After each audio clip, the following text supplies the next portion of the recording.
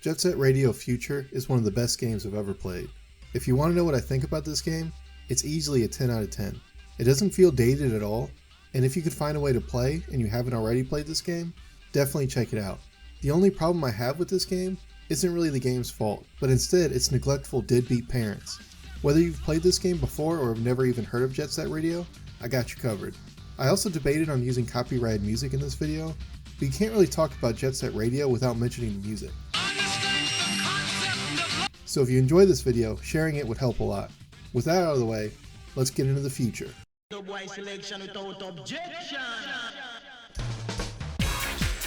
Jet Set Radio, or Jet Grind Radio in North America, was a Dreamcast game that came out in 2000. It's an arcade-style game where you're dropped into a level and have a set amount of time to spray paint all the graffiti in the area. You have multiple characters to choose from, and you pick up the spray paint around town. The yellow cans are worth 1 and blue is 5. There's also red spray paint that heals your character. Each character can hold a maximum amount of spray paint. The tags around town can be small, medium, or large. Small only needs a single can to finish, while large needs 8. The more spots you spray, the more police and helicopters come to try and take you out. Man, Japan is tough on crime. If only they kept that same energy for Johnny Somali. Since the initial release of the game, it's been released for PS3, Xbox 360, PC, Vita, iOS, and Android. I've always had a weird relationship with this game. A friend showed it to me and I loved the music and doing tricks, but I never could beat the second level. If you ask me what I thought about Jet Set Radio, I'd tell you it's incredible despite not even seeing a quarter of the actual game. And I constantly have the urge to yell, "Jet Set Radio!" for no reason. I was looking through my Steam library and decided, you know what, it's about time I beat this game. So I did just that. After beating it, I can definitely say Jet Set Radio is my top 5 games of all time. I couldn't get enough of it. That's when I found out there was a sequel, Jet Set Radio Future, released exclusively for the original Xbox. I originally thought it was a waste of time. I've heard of Jet Set Radio and it's pretty easy to find. As long as you have a halfway decent PC, you can run it. But Future was only on the Xbox. The description I found of the game didn't really make me want to play it much either. It described it as a reimagining of the original game with an altered plot and bigger levels. I was picturing the exact same game with better graphics and a couple new levels. And since it's never been re-released, I figured it wasn't worth playing. Oh, how wrong I was. Not only is Future almost a completely different game from the original, it's as good, if not better.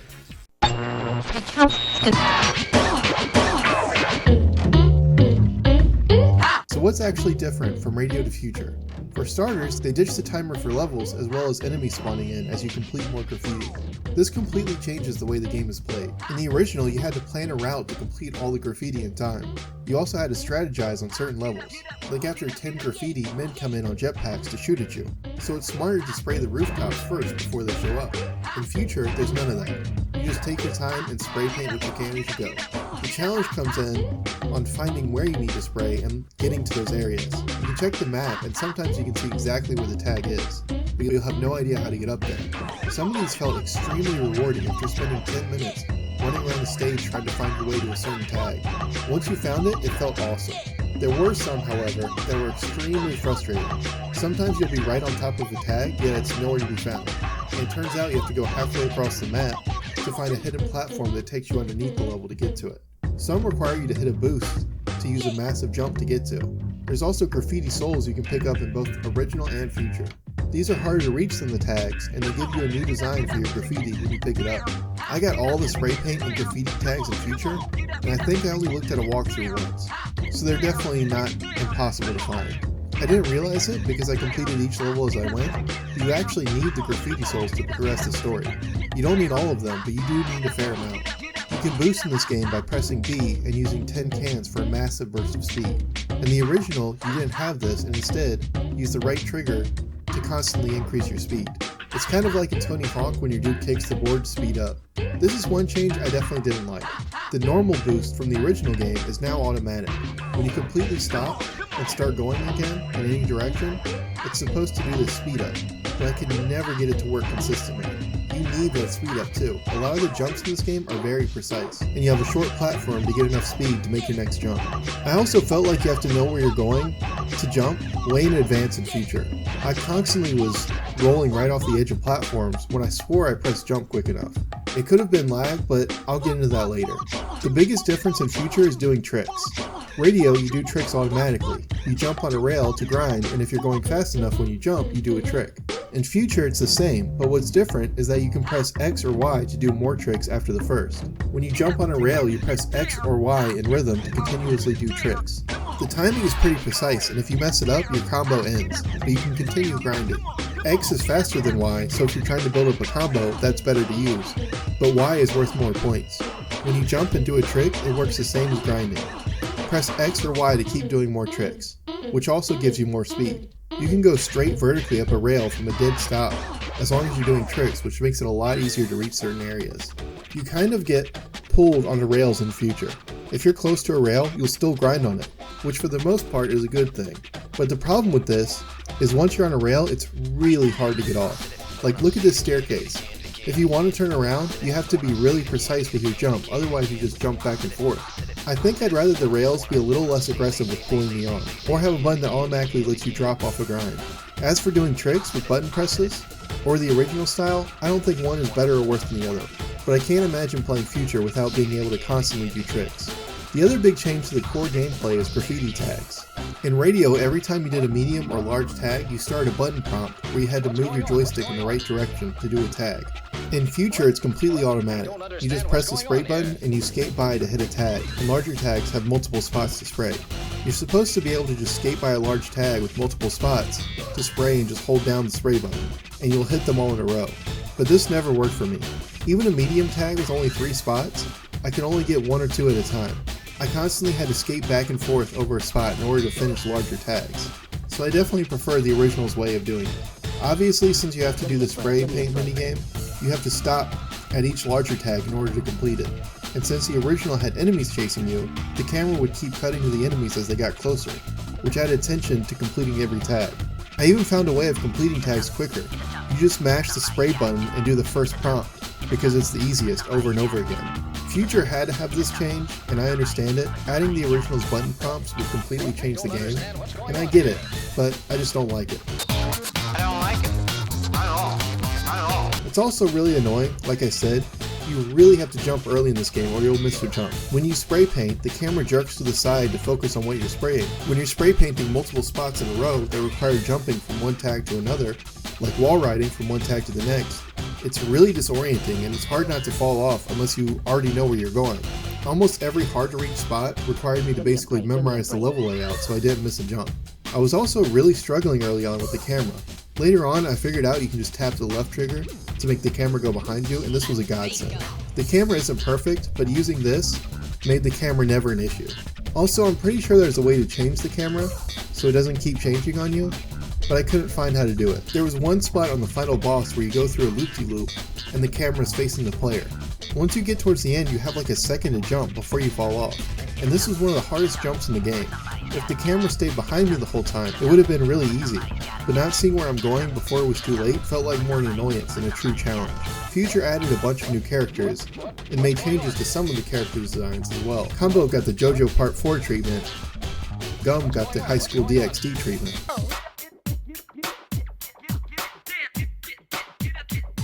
That's right! But the worst redesign happened to my favorite character, Mew. She looks fucking stupid in Future. She wears a dumb metal bra over top of her clothes. She looks so dumb, I didn't even recognize her at first. In addition to her titty armor, they changed her name to Rith. You can't even say Rith using the Japanese alphabet, so her name would actually be Lizu, which sounds a lot better than Rith. Oh wait, I get it! Rith is short for rhythm! Holy shit, that's fucking genius! Do you get it? Rhythm! Take the M off, it's Rith! Fuck you, I'm calling her Mew. Come along, children. Now we're going to have a little music. Like old times. Like old times. So each level has a mandatory goal and then a bunch of extras you can do. It's a lot like Tony Hawk in that way. Most levels require you to get all the graffiti to clear it. However, you can also find a golden tape that unlocks 5 challenges. The tape is usually really easy to find. They want you to find this. The actual hard part is completing the challenges. Each challenge unlocks a graffiti soul somewhere on the map, which is also challenging to get. The challenges are always very similar. One is to get an air combo, a grind combo, and a general combo. There's a score goal and finally a level specific challenge. For the air combo, you have to jump and do a trick in the air and then do anywhere from 2 to 6 tricks in a row before landing. It resets whenever you land on anything, even if it's a rail, so grinding resets your score. Grinding works the same way. Continue doing tricks on a rail until you unlock the Graffiti Soul. For the general combo, it doesn't matter if you go from the air to a rail. In fact, you usually have to do that. Every time you grind on a new rail, your score will reset along with your combo counter. But once you land on the ground, it'll show you how many tricks you did, along with your counter. Usually, I just kept doing tricks until the Graffiti Soul unlocked. One annoying thing about this is being interrupted by a cutscene as you're doing the challenges. It's not a bad idea to do all the trick challenges together, but that's easier said than done. You'll be doing a grind combo, pressing the trick button in rhythm, and when you unlock the grind challenge, it'll play a cutscene, showing where the Graffiti Soul unlocked. And almost every time it did that, it would mess up my rhythm and I'd have to start over. The score goal is really boring. You basically grind on a rail to score points. Your score will go up as you jump off a rail, but once you land on another rail, your score resets. Because of this, there's basically one spot in each level where you can get the high score. Each level has rails that are worth a shitload of points, and the score you need to reach you can just barely reach by starting at the beginning of one of these rails and doing tricks with Y all the way to the end. So basically, everyone's score combo is going to look pretty similar for every level. It was still fun to find a score rail on my own, but it would have been a lot more fun to find my own route to rack up massive points. The last challenge is normally something cryptic and you have to figure out what to do. For example, Shibuya Terminal has this listed as the challenge. What this means is it wants you to land on top of each bus terminal without touching the ground. I've heard these are harder on the 360, but from the forums I found, it seems like these challenges are extremely buggy in general. But Shibuya Terminal is definitely worse on 360. I did this challenge like 5 times and it never worked, and apparently it's just completely broken. From the testing I've done, it doesn't count as you landing on the platform unless you landed on a specific spot. What is that spot? Who the hell knows? The game doesn't give you any feedback on these challenges. You only know if it's completed or not. It would be nice if there was a counter that popped up when you landed in the first terminal and kept track of how many were left. I don't know how anyone managed to do these without a walkthrough. Even if you know what you're supposed to do, it may or may not work. If it doesn't, you'd probably just get discouraged and assume you're doing something wrong. For the terminals, my method was starting on the terminal with the slanted roof, because that was the hardest one to maneuver on. Any ramps in this game immediately take you to max speed, and you can't stand still on slopes, so I always start on this one since it's the hardest. While you're on the platform, jump up and down on every spot on the platform near the center. Basically go back and forth while bunny hopping to make sure it counts as you landing on it. From there, make your way to every other platform by grinding on handrails and bunny hop on every spot you can. This works pretty consistently, but it's pretty dumb you have to do this in the first place. If I hadn't figured this out, there would be no way to finish the challenge. There's another on Dogenzaka Hill that just says GW to the sewer, which means grind wall ride to the sewer. It doesn't specify how many grind wall rides you need to do, but I assume it wants you to do it as many times as possible. As for landing, some people say not to press anything, which didn't work for me. Others say land on the white spot before the half pipe, also didn't work. For me, I had to land on a specific spot by the wall. And I mean specific. Apparently this doesn't count, but this does. Sometimes the bugginess works out in your favor. Like on Pharaoh's Park, I was supposed to grind all the way in a circle, but it just gave me the soul anyways. Some of the air and combo challenges were pretty hard too. There's Sky Dinosaur Park, which is a really cool level. It's basically a giant roller coaster. For the air combo, you have to do 6 tricks in a row. Air tricks are tough because you have to land somewhere for your combo to count. Most levels have a spot you can fall off the map, so this prevents you from just full sending it off the side of a building to get the air combo. In Dinosaur Park, I watched a walkthrough because I couldn't find anywhere to get that many moves off. The spot the walkthrough used just wouldn't work for me. Different characters have different stats, and I'm pretty sure Mew just has slower air combos than most. However, I did everything in Jet Set Radio with Mew. I'm not about to give up now. That's when I use this level's cruelty to my advantage. When you fall to your death in this game, you take a small amount of damage and start at a set point on the map. However, on Dinosaur Park, there's tons of little platforms down extremely low. You can't get to anything from these platforms, so once you get here you're stuck, and your only option is to jump off, which means you take fall damage from landing on the platform, and then you take fall damage again from jumping off. He fell off. You don't take fall damage if you're doing tricks, by the way. So I would jump off, and instead of landing on the platform you're supposed to, I just kept on going to the punishment platform. I did have to take fall damage from jumping off, but at least I still unlocked the challenge. Highway Zero is probably the hardest level in the game. The air combo is definitely hard here, but the real challenge is doing 100 tricks in a row. Your score doesn't matter for combos, so you can pull the left stick back and just barely move while you're doing tricks on a rail. You You can get off this rail with about 25 tricks. You have to continue grinding along the curved rails, and this is way harder than it looks. If you're too fast, you'll completely clear the next rail, and if you're too slow, you won't make it. Even if your speed is right, it's very hard to land on another rail from around the corner. If you do make it to the end of the rails, you have to wall ride up the stairs, which is a little easier, but sometimes landing on the next wall ride platform is very fickle. You have to center it up pretty well. You also have to jump way earlier than it seems, which isn't specific to these wall rides, but the entire game. Finally, you have to jump around the corner to the next rail.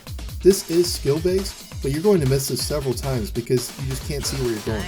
You have to fail this a few times before you'll be able to do it. It sucks too because that's basically the end of this line, and if you mess up, you have to turn around and go all the way back. This was a fun challenge once I got it, but it was definitely the hardest in the game. I thought I would have trouble with the fortified residential district, but I ended up finding an unlimited grind route that made it easy, which felt super rewarding. Each map starts with some graffiti souls already on the map for you to find, and you can also find a character on the map that will challenge you to something in order to add them to your roster. These are really easy. In Jet Set Radio, you had to either beat a challenger to a graffiti spot or do the same tricks they did. Both were really hard, but in future, instead of following their exact route, you just have to make it to them. Like they'll grind up a rail onto a roof, but you just have to get to that roof and talk to them. You don't have to follow the same route they did. There is one challenge that requires you to follow their path, but it's pretty easy. You also have to race some of these people, but that's also pretty easy. When I started this game, I thought the levels would be really open. You start with Shibuya Terminal, a huge open map with tons of rails to grind on. You can go all over this level without touching the ground, which is exactly what the computer does in the credits, until getting bored and running into a wall before getting hit by cars. Chuo Street also seems like it would be open, but unfortunately, almost all the levels require going all around the map to get to one spot. On Chuo Street, there's a drop, and once you go down, your only way back is to go all the way around the level to get back up. Sky Dinosaur Park is an awesome level, but you'll end up going all the way around the level 100 times before completing this level. There's just no way to get to certain spots without going all the way around the map. When you're first introduced to this level, you have to play Tagger's Tag, which is a much improved version of the original's game, where you have to chase 3 taggers around the level and spray their back. The worst part about the original is if you touch these guys, you got hurt and fell over. Here, if you're going fast enough, you can instead hurt the taggers. This is actually pretty fun, except for on Dinosaur Park. It takes around 15 spray cans to take out a tagger, and you can hold 30, so you can pretty easily take out 2 of these guys at the beginning. However, they split up, so you have to pick one to focus on and go back for the last one. The last one is infuriating. You'll have to go around the coaster as fast as you can to try and catch this guy, but since you're going so fast, you'll probably run into him. When that happens, sometimes it makes the tagger turn around and go the opposite direction, which is frustrating, but most of the time they'll just fall off the level. That should be a good thing, but that means they spawn at the beginning of the level, so you'll have to go all the way around to get them. I also had one of them fall off the map onto a rock and get stuck, so I just had to restart the level. Hikage Street was probably my least favorite level in the game. It's so boring and probably the only level I completely dislike. It just feels really lazy. You start in the middle and you can go left, straight, or right. All of these routes are maze-like alleyways with almost nothing in the alley. You can even look at the map to see which way to go, so I don't get what the point of having a bunch of dead ends was. The only thing you can find by going to a dead end is the mystery tape and spray cans. Other than that, the dead ends are just to waste your time, I guess. Unless you look at the map, and then you'll just go the right way anyways. Once you get to the end of the alley, each path has a big open area with nothing in it other than a staircase. You grind up the staircase to get it up to the graffiti tags, most of which are at the very top. So most of this level is running through alleyways, monotonously grinding up the stairs. The fortified residential district is the exact opposite of Hikage Street. You start at the bottom and have to make your way to the top. This level is crazy. There's so many different paths up, and even after playing through this level multiple times, I still get lost. If not for the map, I don't think I'd be able to finish this level. It's that hard. It is one of the last levels though, so fair enough. Skyscraper District is a level that I initially hated. I almost dropped the game when I got to this level. You can seemingly only go one way, which eventually leads to the center of the level, where you can get on a platform that spins you once you land on it. As it spins, it rises, and you can see other platforms, but there was no way I was able to jump onto them. It's really hard to know where you're jumping as the platform is spinning, and the jump is just barely possible. Even then, I kept falling off when I did make the jump. I thought there's no way this is what you're supposed to do, and I was right. Turns out there's 2 rails at the beginning of the level that you're supposed to go to. From these rails, you can jump from rooftop to rooftop and satellite to satellite to get around the level. My first playthrough, this level took me hours and was so frustrating, as I kept falling off the buildings. However, after playing this level a couple of times, I really got the flow of it down. Go as far as you can in one direction, check if you got everything, then turn around and go back, and take a different path. It actually became a level I really liked, except for the half-pipe part where you have to jump from one half-pipe to another to get to the end. Fuck this part. But overall, the levels in this are really top-notch. Aside from Hikage Street, these were all really fun levels to skate around in. I love you. You love me. I love you. You love me. I love you. You love me. I love you. This game has several fights on almost every level. It's actually really fun. There's several parts of the game where you get attacked by police or bears. You run into them, knock them down, and quickly spray them before they can get back up. Once you knock them down, they drop 10 spray cans, so it makes it really easy to take them all out. There's also bigger enemies that need to be knocked down with a boost, which requires 10 cans. This can be annoying if you run out of cans, but most of the time the game does a good job of pairing easily knockdownable enemies with tougher enemies, so you have plenty of cans. Aside from these, there's also bosses. You fight Inspector Gadget, and you have to knock him down by grinding up his grabby arm and quickly spray him.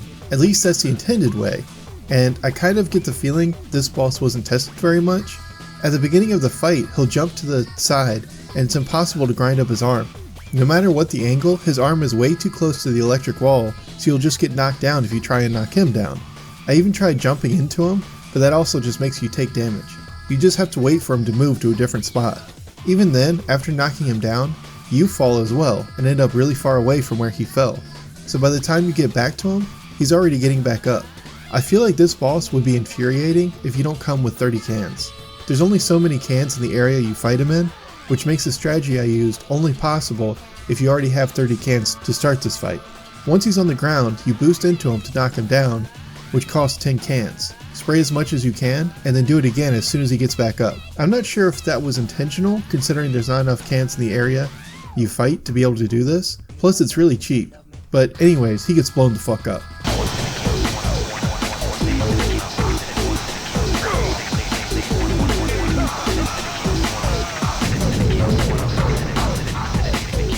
Yeah, this game takes a dark turn. You also fight the Flame Woman. This is a pretty tough fight, and once you beat her, she fucking burns to death.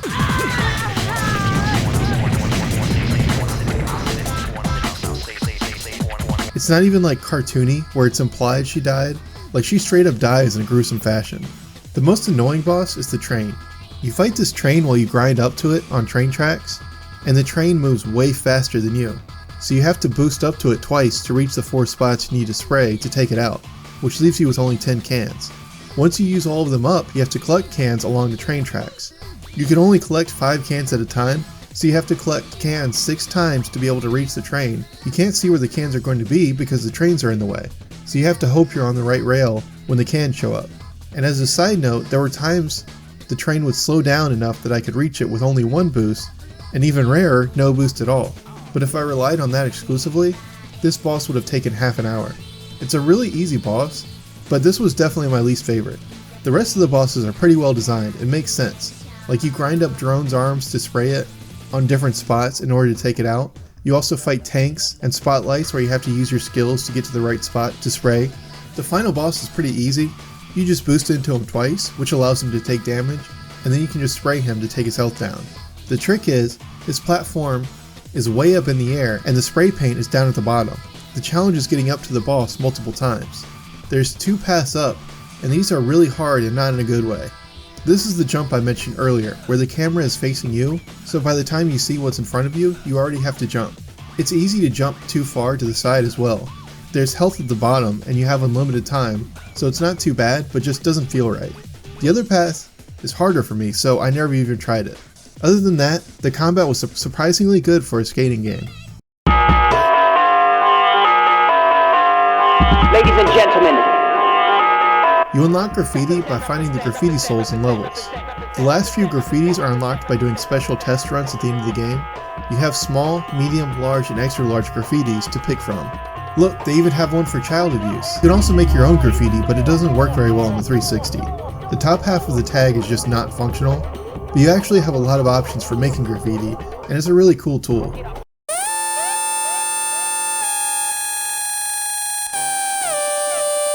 this is not reset. the story doesn't really matter. Drop. Out.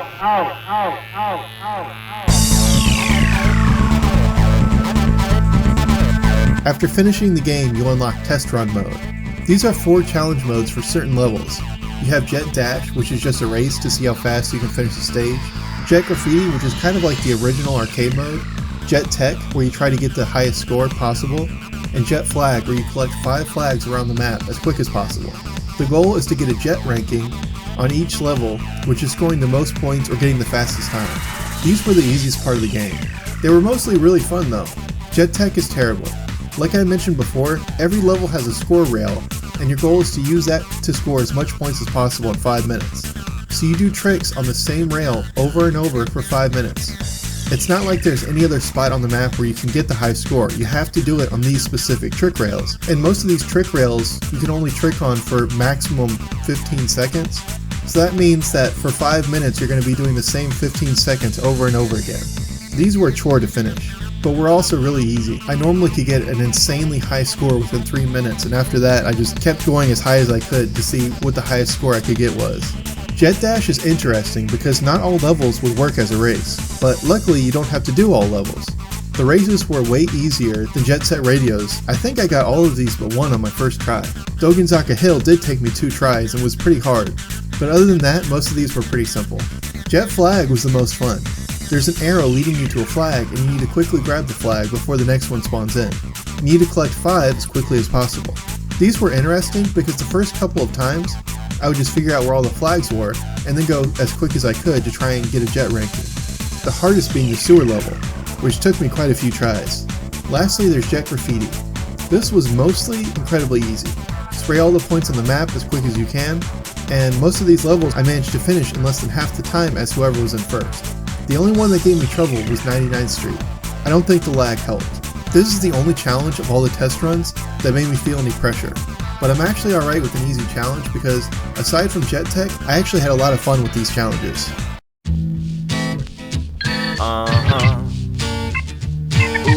Ooh. Yeah. We need some help in our plan. If for some reason you're watching this video and have never played Jet Set Radio Future, or if you're watching this thinking, I have no interest in playing this game, you should still check out the soundtrack. It is absolutely legendary. The music is incredible for this game, most of which being created by Hideki Naganuma. I think I prefer the original game's soundtrack, but the songs from Future definitely stand out a lot more. Birthday Cake is the only song that might not be everyone's cup of tea, and while I do like the song, I'll be honest, it did get on my nerves on a really frustrating level, and then this song would come on.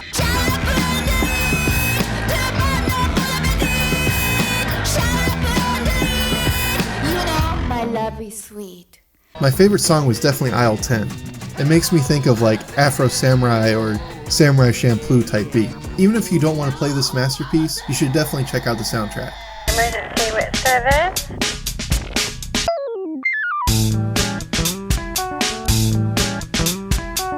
Okay, if you don't want to hear me complain, you can skip this section. The Too Long Didn't Read is basically the game is only available on the OG Xbox, but can also be played on the 360. And that makes me real mad because the 360 was made with spare Legos and was not made with longevity in mind. This has nothing to do with the actual game itself, but I went through hell to play this game, and I think it's ridiculous this game has been lost to time. Now I'm sure lots of people are saying, why not just emulate the game? It's not the same. No matter how good emulation gets, there's nothing like playing a game on actual hardware. I guess you could argue that by playing on a 360, I'm still emulating the Xbox, but at least I'm using the actual game disc. I used to play exclusively emulation, and granted this was a decade ago, but I constantly was losing all my game progress from corrupted saves or just losing saves altogether. The last game I emulated was Fatal Frame, and I got to the last boss when the game glitched out and wouldn't let me interact with anything, and I had to start over. I also feel like having the option to use a save state trivializes challenges. Yeah, you could just not use it, but when that option is always there, it's hard to say no when you're frustrated with a hard part.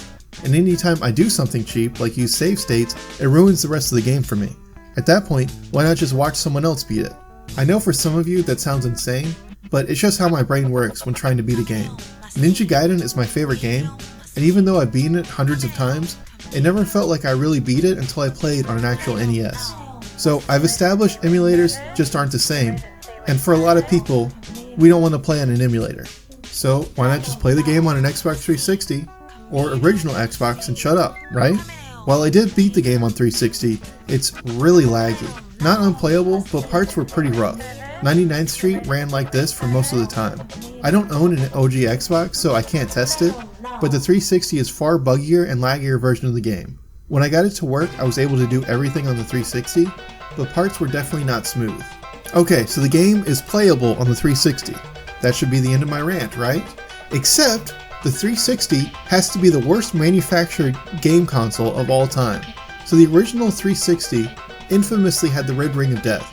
Basically, the 360's normal operating temperatures got hot enough to melt the solder around the chips, causing a hardware failure and the infamous red ring of death. I'm pretty sure that's how it works. If not, I don't really care, I'm pissed.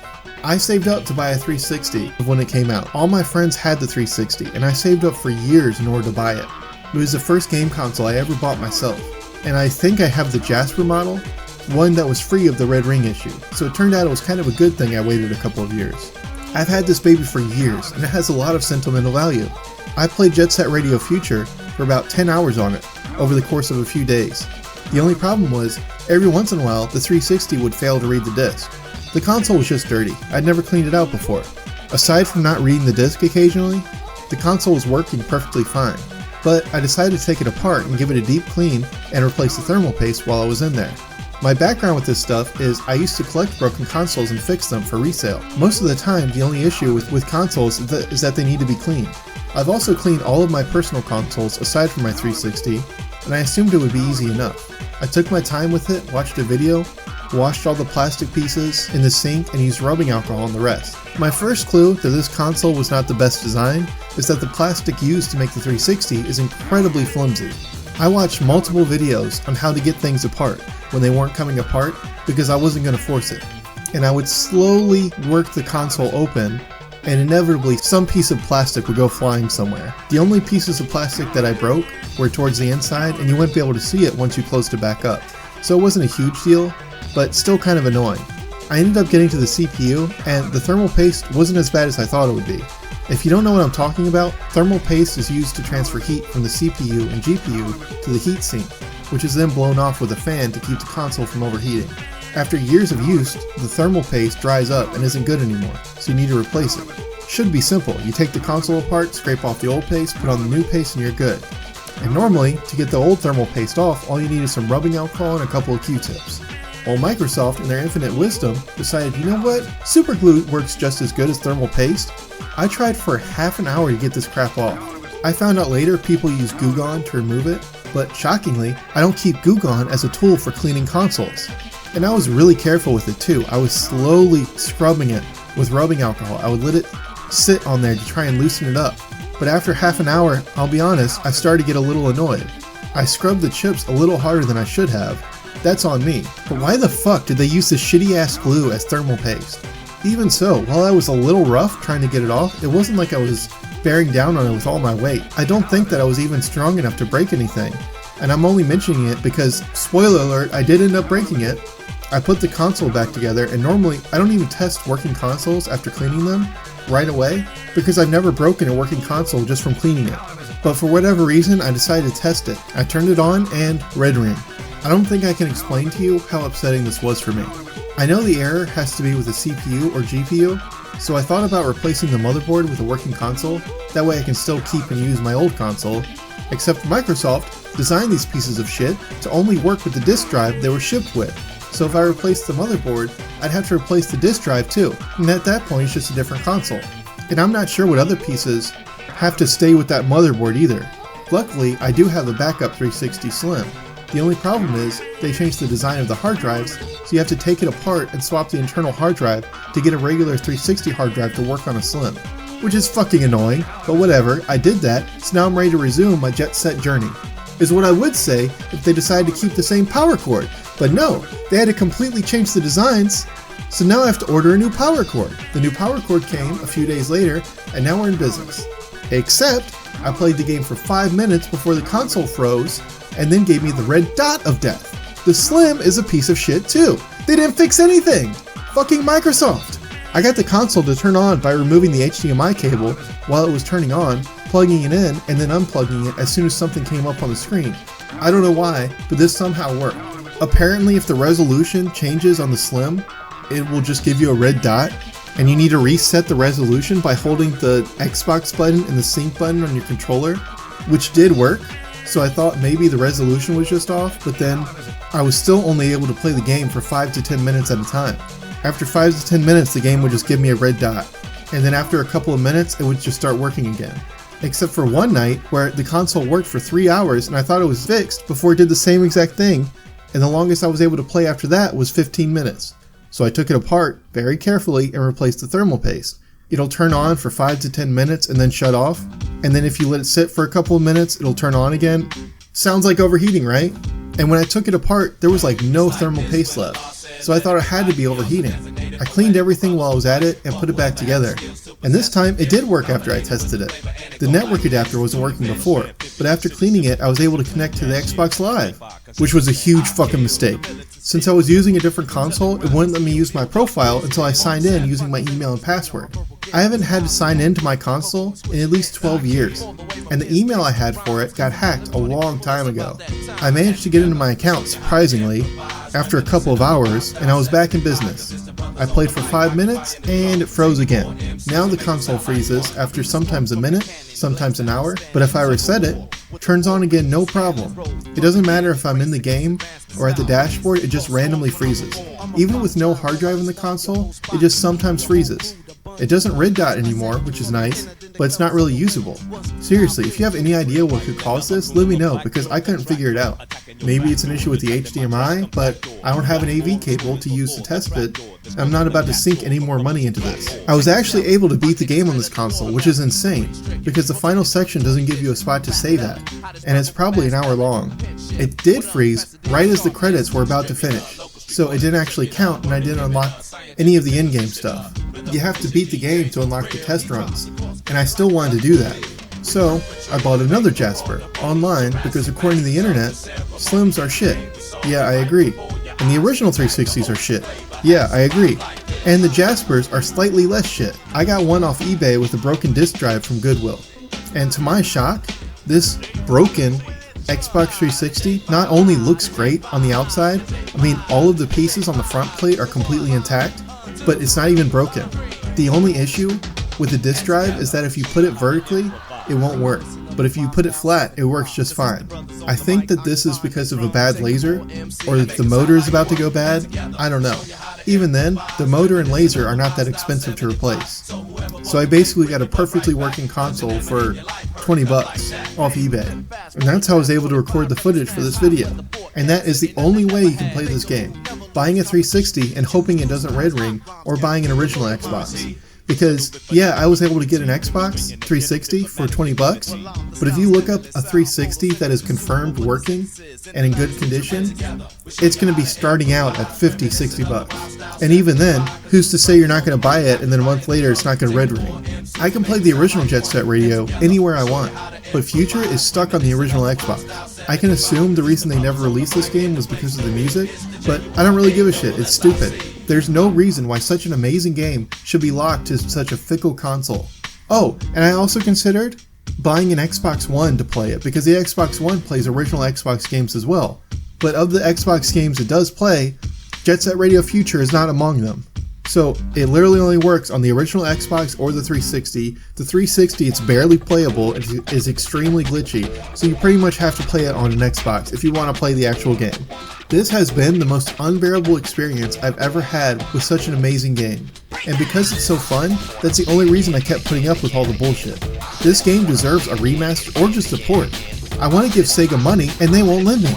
Maybe with Bomb Rush Cyberpunk, Sega will remember it has this game. But as of now, they've completely abandoned it. Luckily, if Sega won't acknowledge this masterpiece, someone else will. Bomb Rush Cyberpunk feels like a true successor to Jet Set Radio. They even got Hideki Naganuma to help with the soundtrack. I don't have too much to say about this game. I still haven't beaten it yet, but if you can't get enough Jet Set Radio, like me, it's definitely worth checking out. It's just a shame Jet Set Radio Future is left in the past. Hopefully the interest in Bomb Rush Cyberpunk will remind Sega they own Jet Set Radio. But if not, I'm glad someone else will do it for them. Okay, bye.